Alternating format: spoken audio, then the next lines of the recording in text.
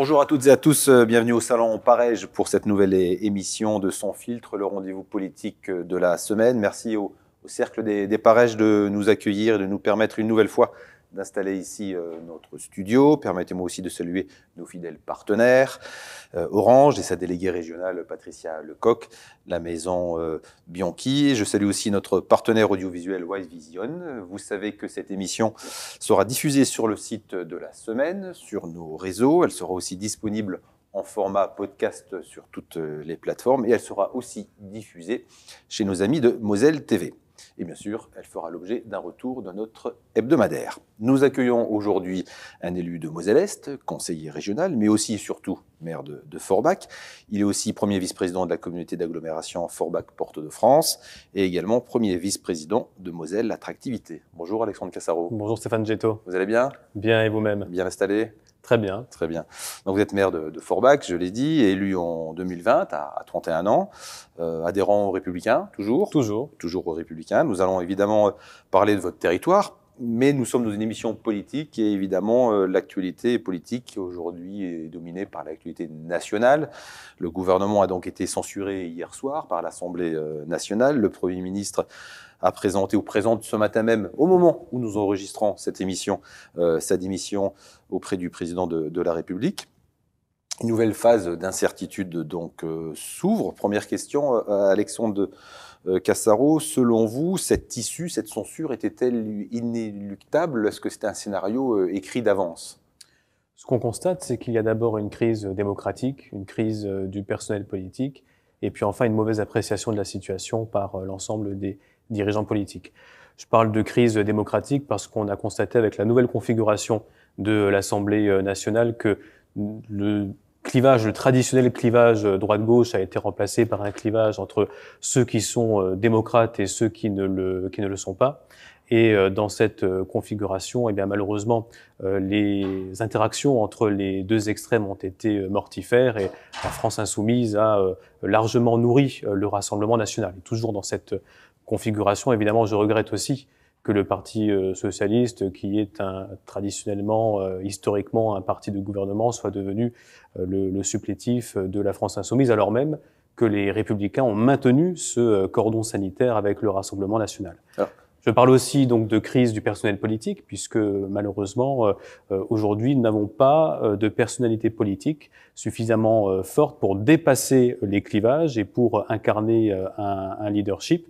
Et je crois que la responsabilité incombe aux partis politiques qui ne remplissent plus leur mission et qui doivent se renouveler en profondeur afin de former de nouveaux cadres et former de nouveaux dirigeants. Et puis enfin, je le disais aussi, une mauvaise appréciation de la situation parce que au lendemain des élections législatives de juin dernier, les Françaises et les Français finalement ont renvoyé les politiques à leurs études. Nous avons eu 3 blocs, donc une impossibilité de constituer une majorité. Et donc l'idéal aurait été, à l'instar de ce qui se fait dans d'autres pays comme en Allemagne, une grande coalition allant du Parti socialiste aux Républicains en passant par les partis du centre pour pouvoir gouverner de la meilleure des manières et assurer aussi la stabilité institutionnelle, économique et financière du pays. Alors, on va revenir sur certains des points que vous évoquez.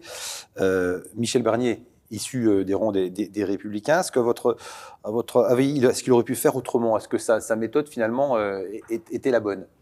Michel Barnier n'a pas démérité, il a accepté de devenir Premier ministre dans des circonstances extrêmement difficiles, il a dû construire un budget dans un laps de temps extrêmement court, en prenant en considération l'existence des différents groupes politiques qui chacun est détenteur d'une partie de la souveraineté populaire, et je crois qu'il a vraiment fait au mieux pour pouvoir créer des consensus au sein de l'Assemblée nationale.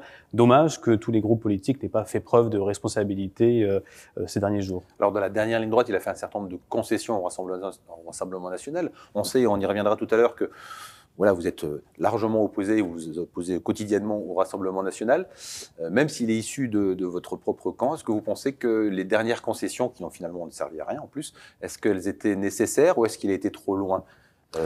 Au-delà des considérations de parti, de la solidarité que vous pouvez avoir vis-à-vis d'un collègue de votre parti.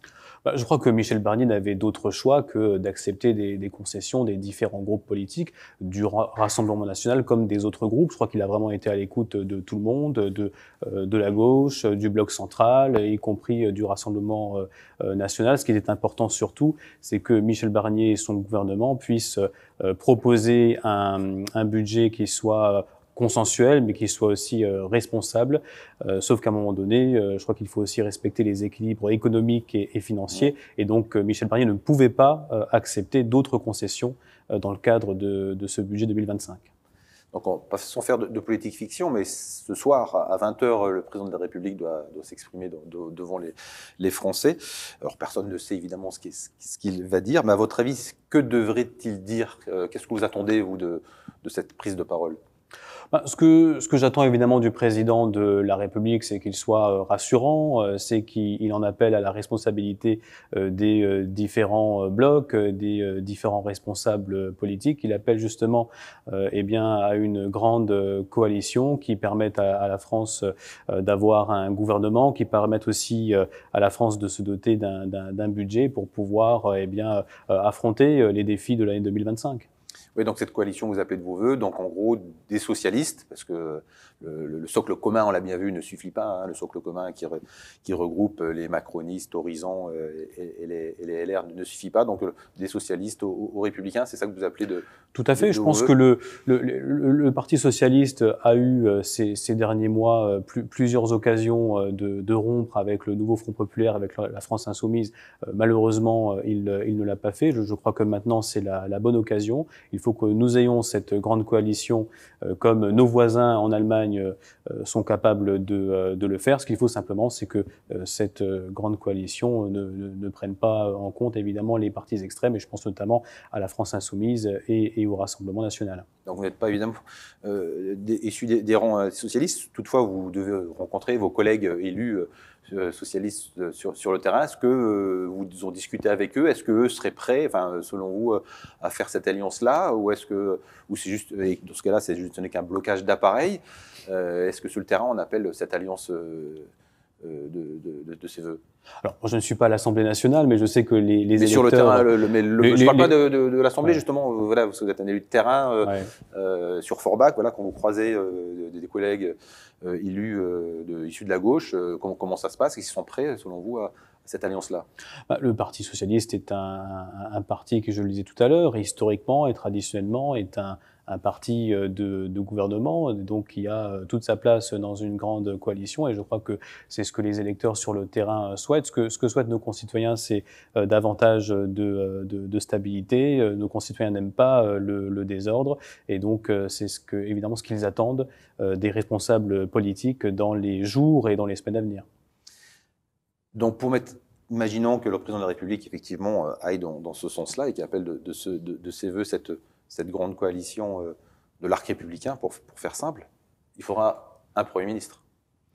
Est-ce que vous avez, enfin vous personnellement, enfin, est-ce que vous pensez, selon vous, quelle est la personne idoine, quel est le profil qui irait bien? Est-ce que ça peut être encore Michel Barnier? Parce que il pourrait, rien ne l'empêche de renommer Michel Barnier à ce poste. Est-ce qu'il doit être issu des rangs des LR, ou est-ce que, voilà, quel serait le profil idéal selon vous?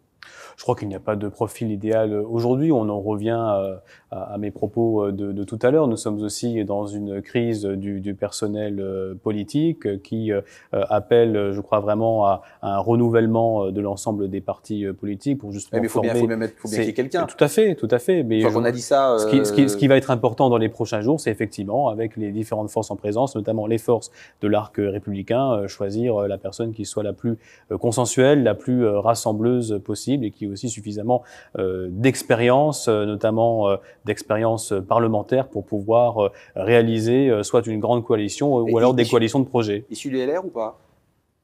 Peu importe, je pense que ce qui est important surtout, c'est que la personnalité qui soit choisie, bien sûr, une personnalité consensuelle, et qu'elle soit suffisamment rassembleuse pour former des coalitions. Non, alors je vais en avancer, puis vous allez réagir.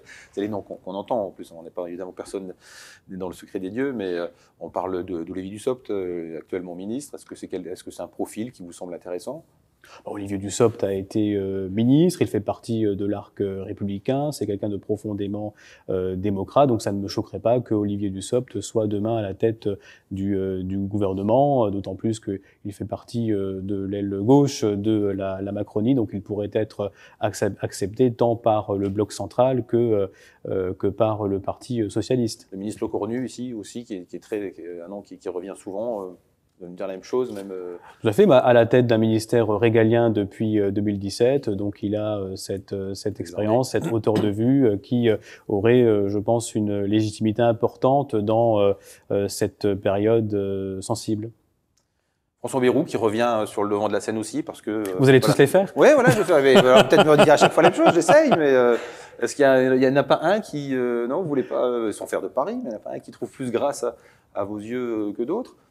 Je vais répondre globalement, mais on parle même, j'ai vu, c'est vrai que Gérald Darmanin teste l'idée Catherine Vautrin, qui est issue aussi des Républicains, qui est actuellement ministre. Mais toutes les personnalités que vous citez sont des personnalités d'une grande qualité, des personnalités qui ont une expérience notable et qui, demain, je pense, feraient de bons premiers ministres. Voilà, vous voulez pas prendre de risques, pas vous dévoiler. Ok. Je suis pas président de la République. Hein. Oui, je sais bien. Alors justement, parlons du président de la République. Du côté de LFI, en tout cas, ça pousse beaucoup sur la fameuse petite musique Macron démission, donc ils appellent à la démission du président de la République. On ne sait pas.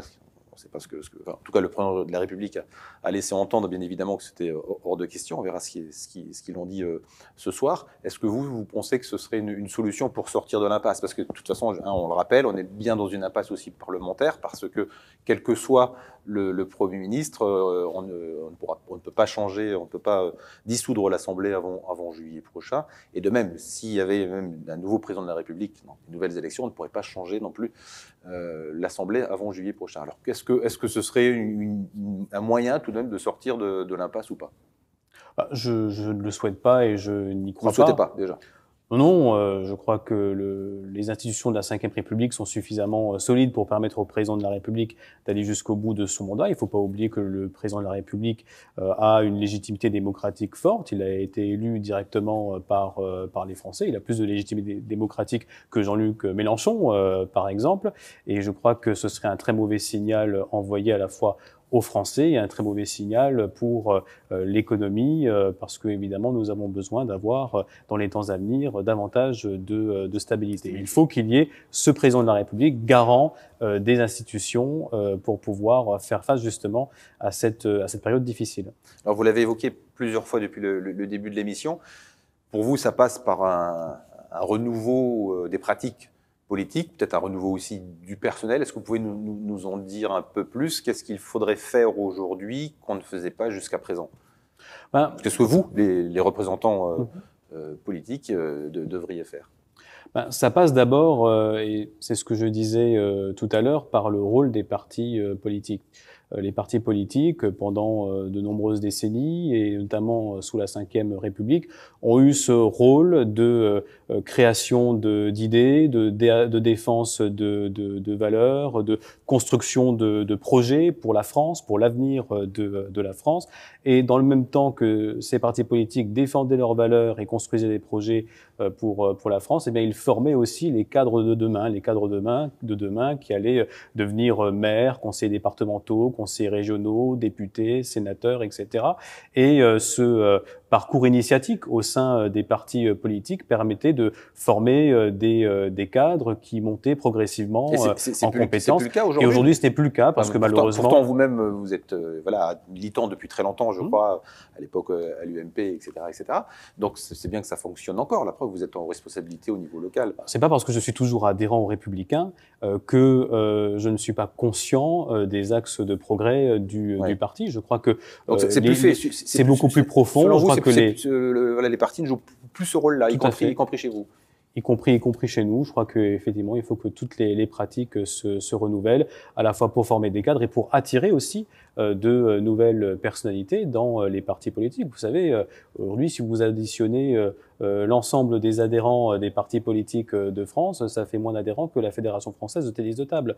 Donc il est important que les partis politiques redeviennent des partis populaires, qu'ils aient à nouveau des adhérents, des militants, et que parmi ces adhérents et ces militants, eh bien, il y ait des talents qui soient identifiés, des talents qui soient formés, et que ces talents deviennent les dirigeants de la France de demain. Et c'est pas aussi, est-ce que ces talents-là doivent aussi s'adresser différemment à leurs concitoyens? Est-ce que ça suffira, est-ce que de nouveaux talents suffira à réduire la fracture qu'il y a entre les Français et les élus? Alors je dis pas la politique, parce qu'on l'a vu aux dernières législatives que ça avait voté très fort, donc c'est pas spécialement un divorce avec la politique, mais on a l'impression que c'est plus un divorce entre les Français et leurs représentants.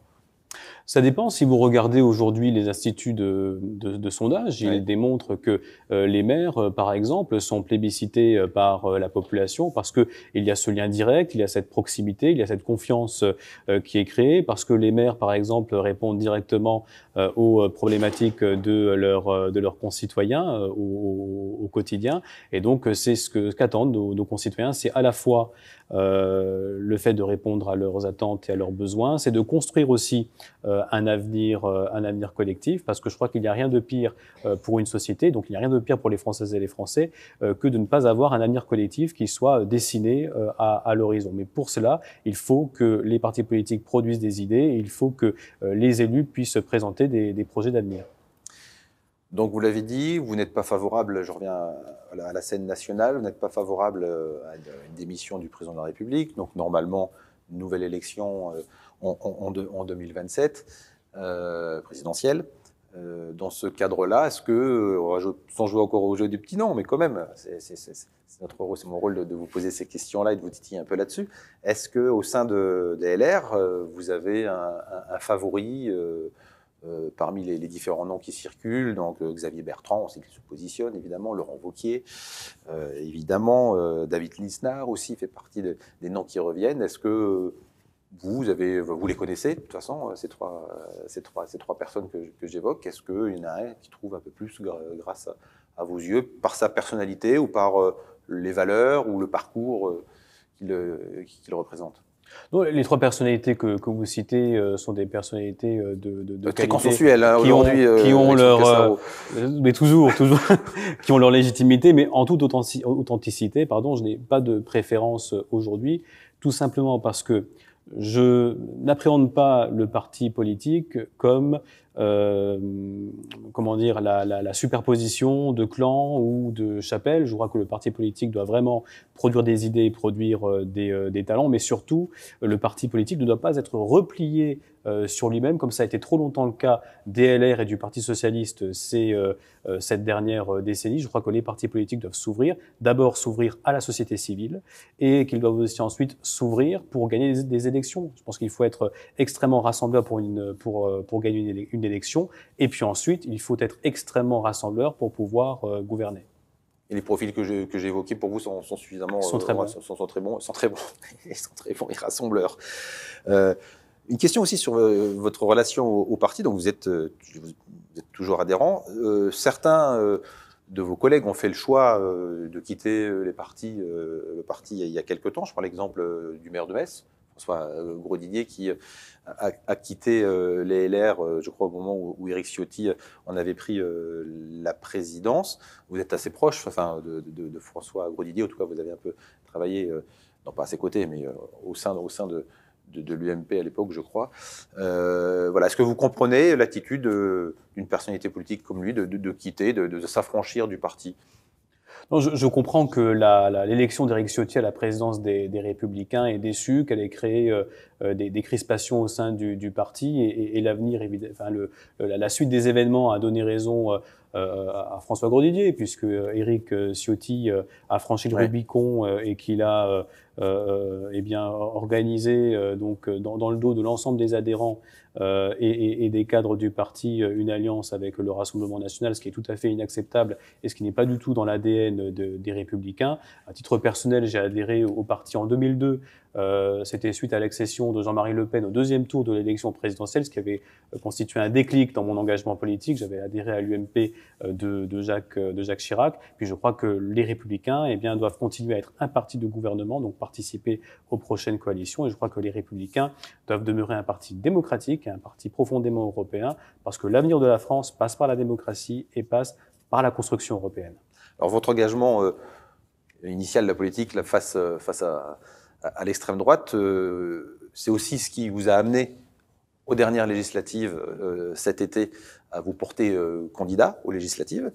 Donc vous aviez pris donc le risque du coup, enfin le risque c'est pas un risque, mais vous aviez voulu être candidat et donc si vous aviez été élu, vous auriez dû abandonner votre poste de maire. Donc vous vous êtes monté au front, j'allais dire, pour battre le sortant Rassemblement national Kevin Pfeffer. Vous aviez réussi, par lié d'alliance, à avoir derrière vous l'ensemble de l'arc républicain, parce que voilà, l'ensemble du centre droit vous soutenez, vous aviez aussi des socialistes qui vous soutenaient, tous les grands élus du secteur, du département, voire de la région, étaient derrière vous.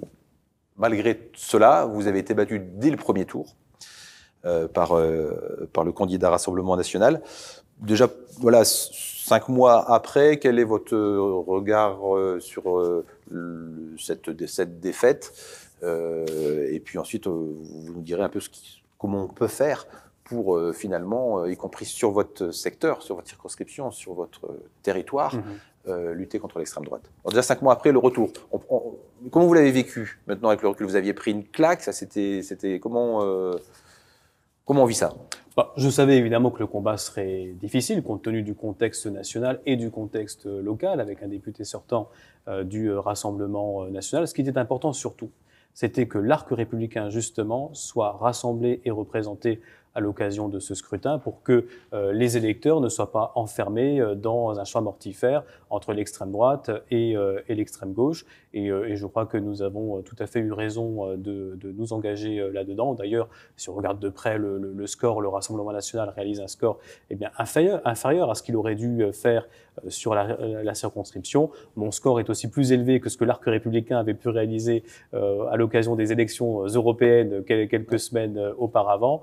Donc, je crois qu'il n'y a pas de fatalité. Nous devons justement poursuivre ce combat contre l'extrême droite pour faire en sorte eh bien, que notre territoire eh bien, n'ait plus de députés du Rassemblement national et qu'il soit représenté par le camp démocratique. Je pense que c'est important à la fois pour nos concitoyens, c'est important aussi pour l'avenir et l'image du territoire. Alors, est-ce que vous arrivez sur un territoire comme celui de Forbach, est-ce que lorsque vous discutez avec vos administrés, est-ce que vous arrivez entre guillemets, à leur faire comprendre, parce qu'on sait, alors vous êtes élu maire, donc c'est pas spécial, donc il n'y a pas de fatalité, c'est la preuve, mais pourtant on sait que c'est une terre, comme dans beaucoup de secteurs maintenant en France, qui votent Rassemblement national. Quand vous discutez avec vos administrés, est-ce que vous arrivez à leur faire comprendre, leur démontrer le danger que représente le Rassemblement national? Oui, mais ce travail pédagogique, il est important, mais il ne peut pas être suffisamment efficace sur le temps d'une seule campagne. Parce qu'une campagne, c'est quelques semaines, parfois quelques mois d'échanges avec nos concitoyens. Le combat contre l'extrême droite, il doit être quotidien et il doit être sur le long terme. Pour faire en sorte que nos concitoyens se détournent de l'extrême droite, ce qu'il faut, c'est d'abord être proche et être à l'écoute. C'est le travail de maire, donc répondre aux attentes immédiates de nos concitoyens. Et puis ensuite, il faut justement construire un avenir collectif. Comment est-ce que demain, on peut faire de la Moselle-Est un territoire d'avenir? Comment est-ce que demain, on peut faire en sorte d'apporter plus de services publics, plus de politiques publiques, pour que nos concitoyens ne se sentent pas abandonnés par la force publique et qu'ils n'aient pas envie d'avoir un vote de désespérance dans l'isoloir. Alors, on va parler, évidemment, je vais vous poser la question sur les prochaines municipales, mais avant, vous étiez candidat aux législatives. Normalement, il n'y a pas de dissolution avant juillet 2025. S'il devait y avoir une nouvelle dissolution en juillet 2025, est-ce que vous seriez de nouveau candidat aux législatives pour les mêmes raisons, pour faire barrage notamment au Rassemblement national, enfin, et pour battre le député sortant?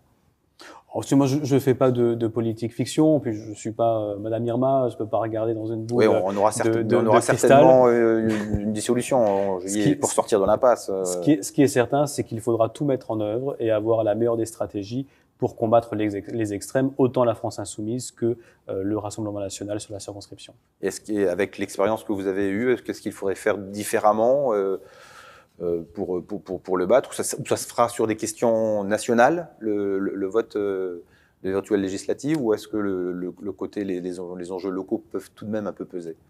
L'élection législative est avant tout une élection nationale, mais il est vrai que l'enjeu local peut avoir un impact léger, certes, mais un impact tout de même sur le scrutin. Ce qu'il faut d'abord, c'est que le camp démocratique, l'arc républicain soit rassemblé et en ordre de marche. C'est une condition sine qua non pour espérer gagner face aux extrêmes. Et puis ensuite, il faut évidemment tout au long de l'année poursuivre le travail de proximité vis-à-vis de nos concitoyens. 2025, 2026, les législatives, on imagine que vous seriez de nouveaux candidats. Est-ce que vous le confirmez déjà? Est-ce que vous l'avez déjà dit? Est-ce que vous êtes prêt à dire que vous seriez candidat à votre élection pour les prochaines municipales? La question est prématurée. Ce que je constate simplement, c'est qu'à Forbach, les dynamiques sont positives. Sur les 2 dernières années, le chômage a diminué de 8%. Il n'y a jamais eu en 2023 autant d'investissements industriels sur le territoire, avec plus de 100 millions d'euros investis par les industries forbachoises sur nos zones d'activité économique. Nos zones d'activité commerciale sont parmi les plus performantes et en termes de chiffre d'affaires et en termes de flux. La vacance commerciale diminue au cœur de ville. Nos politiques publiques rencontrent un franc succès. Notre politique d'animation et de stratégie de développement touristique attire toujours de plus en plus de visiteurs sur la ville. Donc il y aura au moment venu un bilan extrêmement positif à défendre. Alors, parmi toutes les problématiques qui peuvent, face auxquelles vous devez répondre, il y a l'attractivité. En plus, vous êtes premier vice-président de Moselle Attractivité. Il y a aussi la problématique de la mobilité. Alors, sur l'attractivité, vous l'avez un peu esquissé déjà.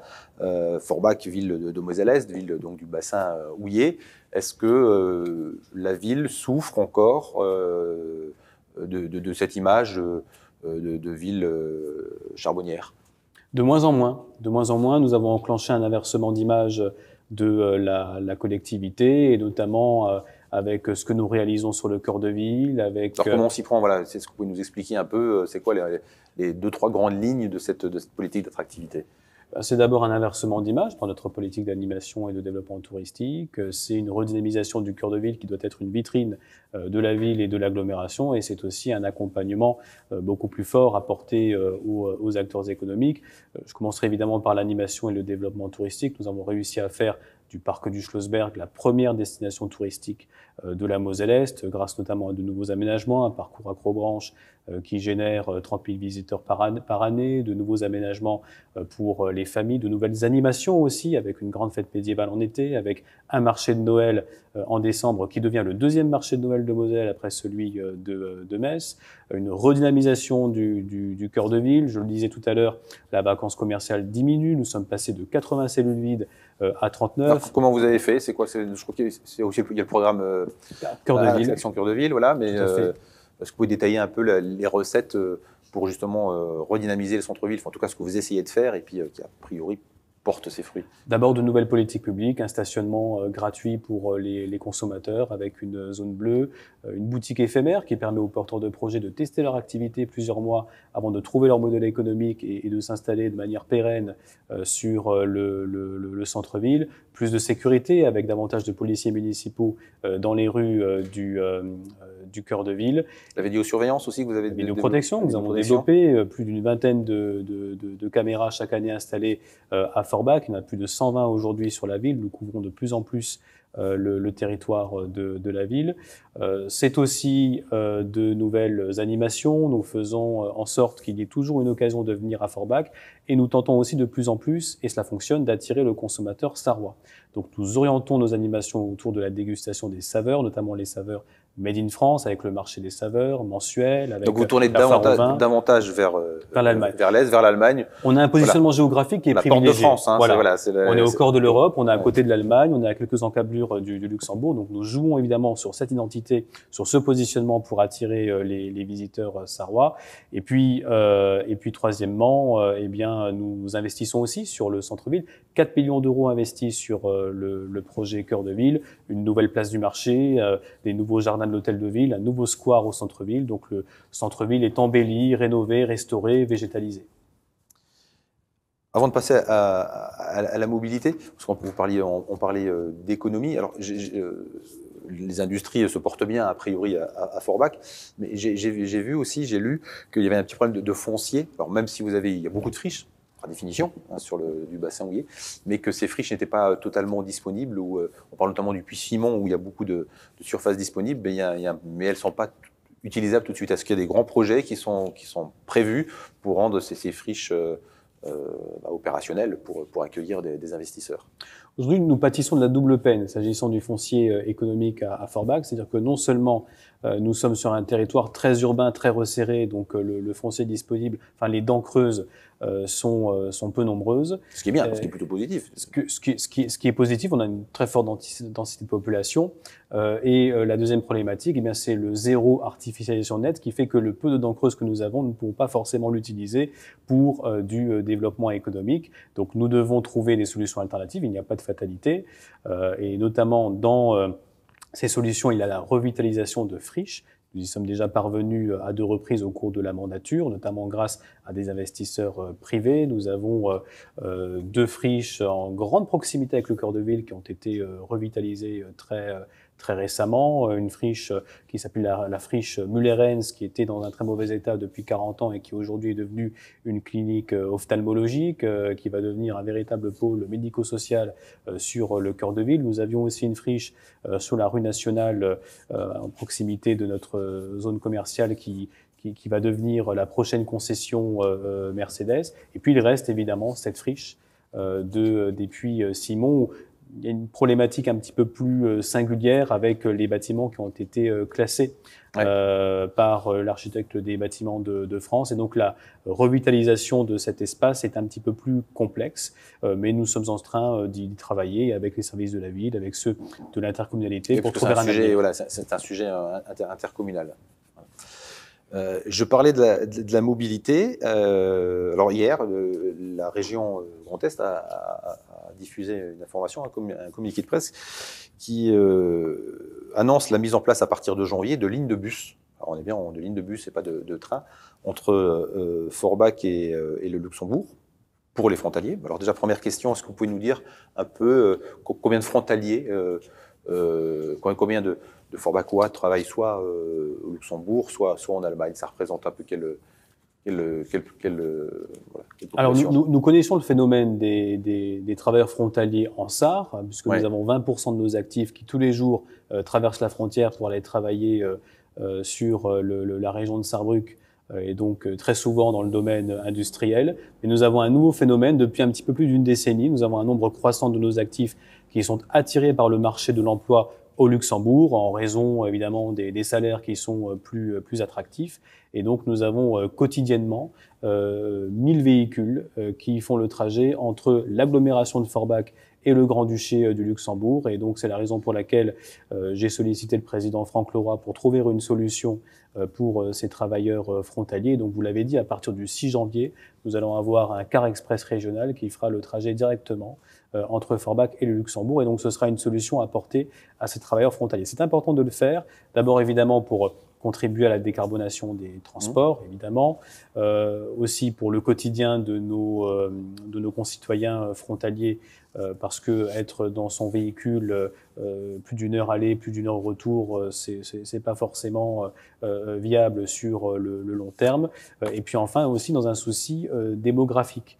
La démographie en Moselle-Est décline, même si elle se maintient à Forbach. Et si nous souhaitons rester attractifs pour de nouveaux foyers, il faut que ceux qui travaillent au Luxembourg aient des solutions de transport entre notre territoire et le Grand-Duché. Et le ferroviaire, c'est pas la solution, plutôt que de mettre des... Alors les bus, c'est vrai que les bus, c'est toujours mieux que la voiture individuelle, mais quand même, en matière de transport décarboné, le ferroviaire, c'est mieux. Mais les deux ne s'opposent pas. Ce n'est pas parce que nous développons aujourd'hui une solution routière que nous ne pourrons pas demain développer une solution ferroviaire. Parce que pour l'instant, c'est pas le cas. Il n'y a pas de ligne, justement, de Forbach à Luxembourg. C'est une des demandes, je crois, du département de la Moselle et des collectivités locales d'avoir cette fameuse ligne, oui, tout à fait. Sarrebruck, Forbach, Thionville et puis donc Luxembourg. Il existe, mais ce quart routier que nous mettons en place, c'est une expérimentation sur 2 années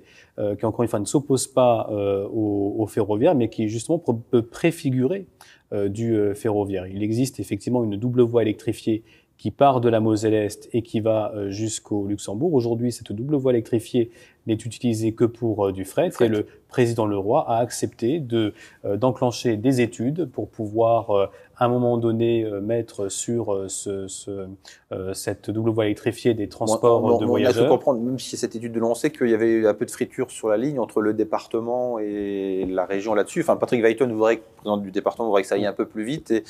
Et la région, en tout cas, c'est son point de vue, traîne un peu des pieds et il n'a pas inscrit parmi ses priorités, quoi. Ce ne sont pas les priorités de la région. D'ailleurs, David Valence, qui est en charge notamment de la commission transport, que nous avions reçu ici, avait été assez ferme sur le sujet en disant que ce n'est pas spécialement ce qui a été identifié dans un premier temps, les efforts étant plus portés sur le sillon et pas sur cette ligne-là. Non, aucunement. Le président Franck Leroy est tout à fait soucieux de la problématique des transports sur la Moselle-Est et tout à fait au fait de ce sujet. C'est la raison pour laquelle il a donné son accord pour que les études se poursuivent. Il y a évidemment quelques contraintes d'abord à lever avant de pouvoir déployer cette ligne.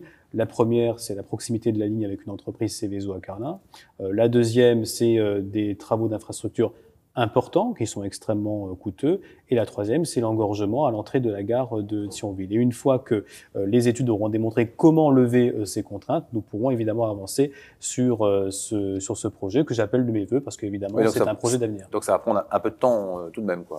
Tout à fait, mais en attendant, la région ne reste pas dans une attitude attentiste, au contraire, puisque elle investit donc dans ce car express régional entre Forbach et Luxembourg. Ça représente quand même pour la région, sur les 2 années, un investissement de 900 000 €. Ce n'est pas neutre.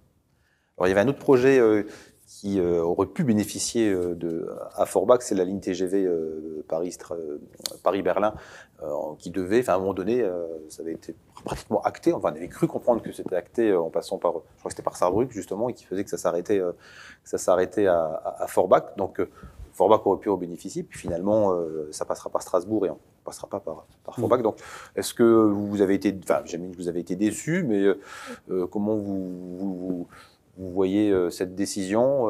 C'est une décision, voilà, on néglige une nouvelle fois les territoires et sur des considérations politiques, voire nationales ou internationales.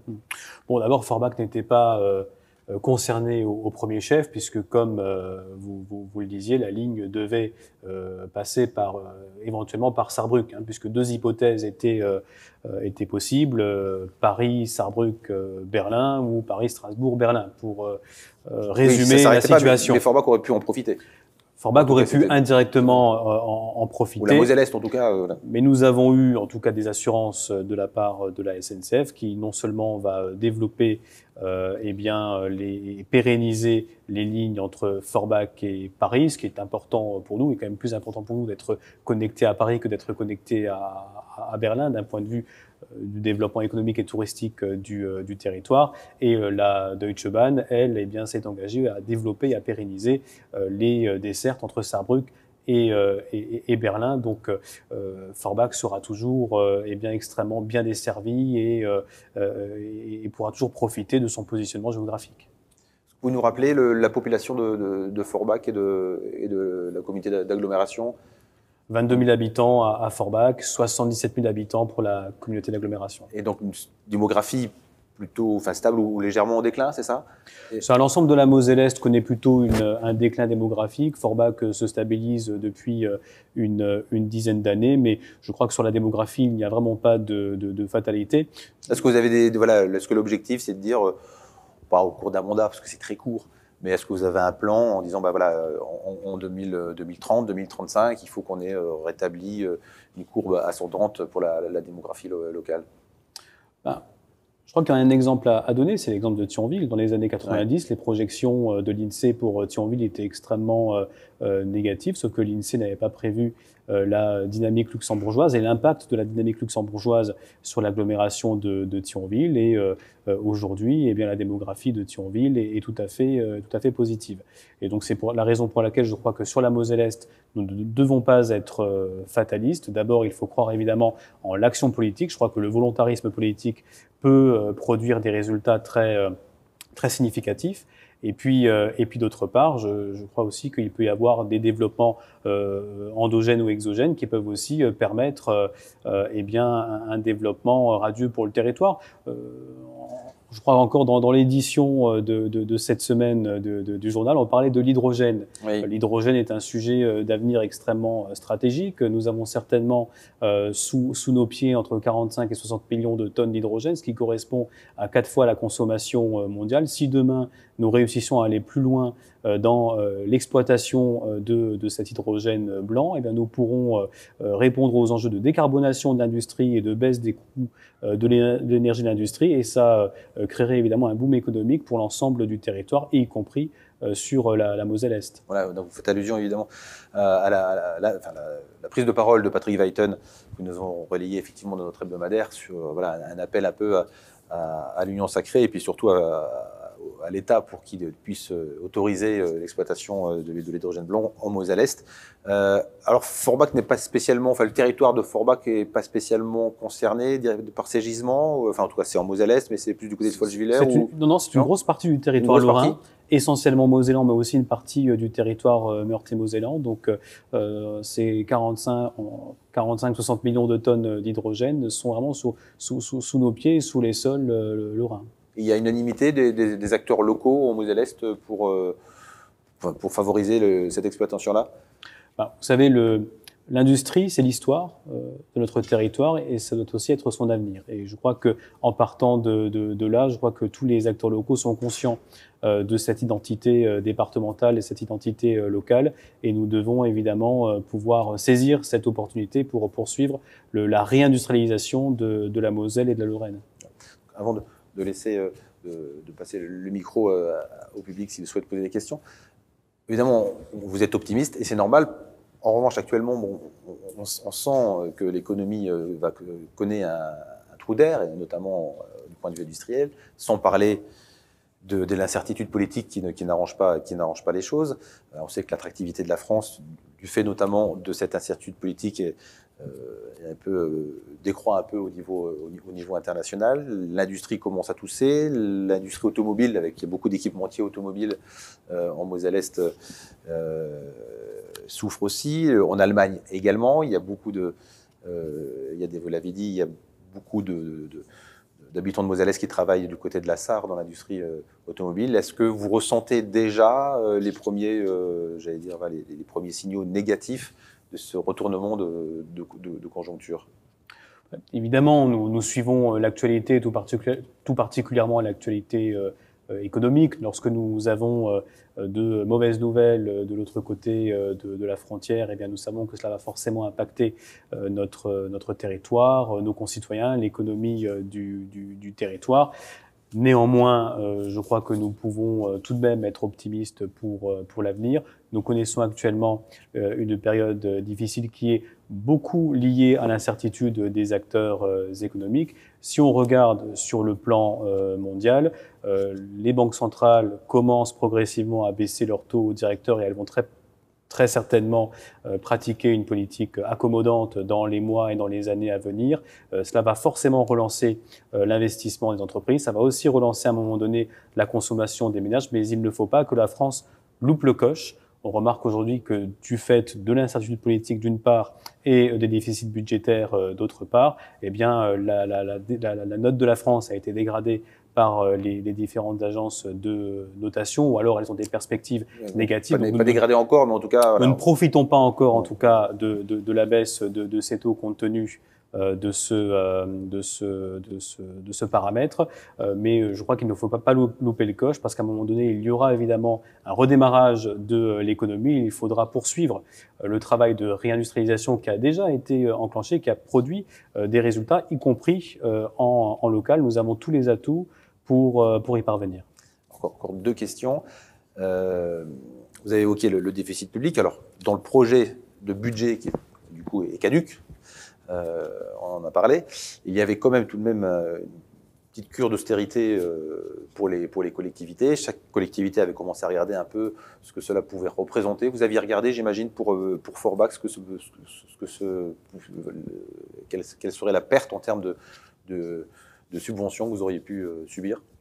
D'abord, je tiens à dire que le discrédit qui est jeté sur les collectivités locales est tout à fait injuste.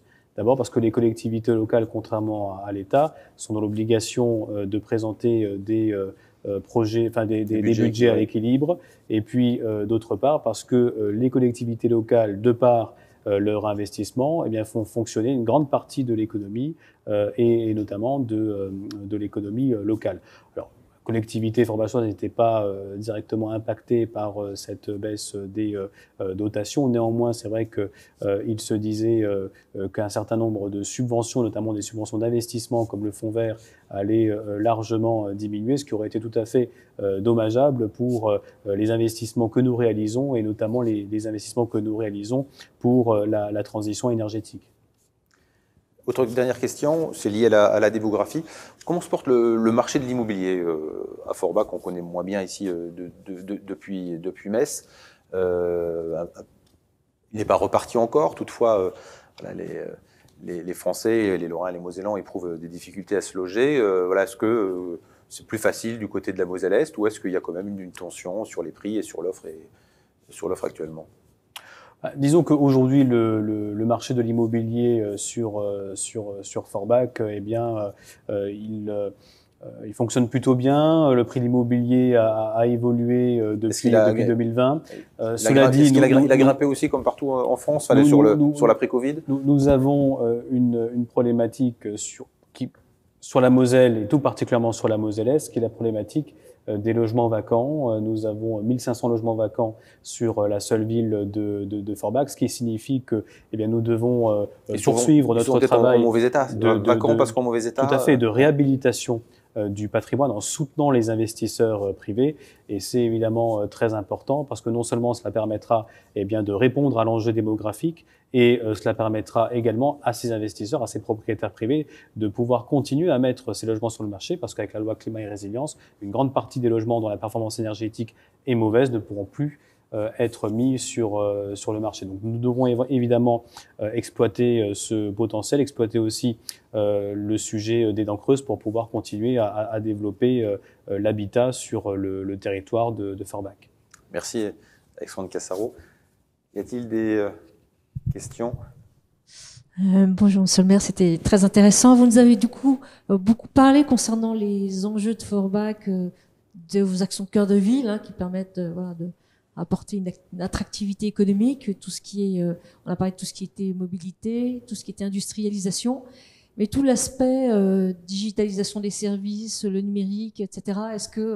Quelle est votre perception de ce que ça peut apporter sur le territoire? Je pense qu'il est très important qu'un territoire comme le nôtre puisse franchir le cap de la transformation digitale, d'abord parce que cela répond à une évolution de la société, à une évolution aussi des usages de nos concitoyens. Et donc, il faut d'abord que la collectivité soit exemplaire en la matière. C'est la raison pour laquelle nous avons développé depuis l'année dernière une application mobile qui permet de dématérialiser un certain nombre de services, qui permet aussi de mieux informer nos concitoyens des actualités de la ville. Nous devons aussi avoir un territoire qui soit mieux connecté. Dès 2022, j'avais donné mon accord à Orange pour pouvoir déployer la 5G sur le territoire de la ville. Nous avons été un territoire expérimental en la matière.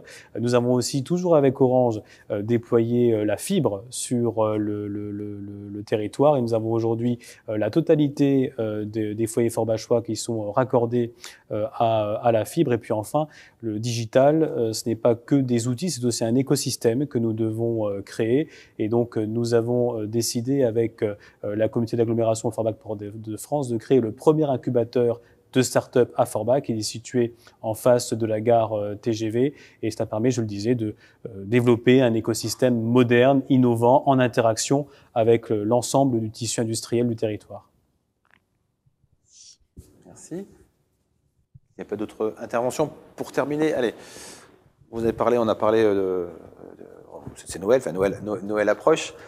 Forbach, je crois, fait partie du programme Les Noëls de Moselle. Voilà.